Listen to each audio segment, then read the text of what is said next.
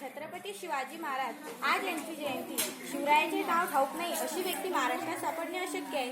शिवरायाचा शून्यातून स्वराज्य निर्माण करणारे छत्रपती शिवाजी महाराज शतकानुशतके वंदनीय ठरतील यात शंका नाही.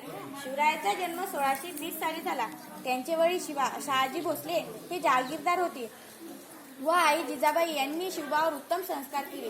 राम, कृष्ण, अभिमन्यू यांच्या गोष्टी त्यांना सांगितल्या. त्यांच्या मनात राष्ट्रप्रेम रुजवले. अन्यायाविषयी चीड निर्माण केली. गोरगरीब साधेभोळे मावळे शिवबाचे सवंगडी. शिवबा त्यांच्यासोबत खेळायचा. त्यांची कांदा भाकरी आवडीने खायचा. मुघलाच्या सत्तेचा तो काळ होता. मुस्लिम राज्यकर्ते प्रजेवर जुलूम जबरदस्ती करीत, लोकांचा छळ करीत, स्त्रियांची हिंदू देवताची विटाबन्ना करीत. शिवबांनी स्वराज्य स्थापनेचे कार्य हाती घेतले. रायरेश्वराच्या मंदिरात स्वराज्य स्थापनेची प्रतिज्ञा केली. गनिमी काव्याने, मुत्स देवगिरीने, शौर्याने मुघलांना लढा दिला.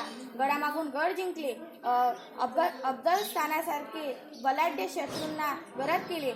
तानाजी मालुसरे, बाजीप्रभू देशपांडे, जीवा महाल असे शूरवीर त्यांच्या सोबत होते.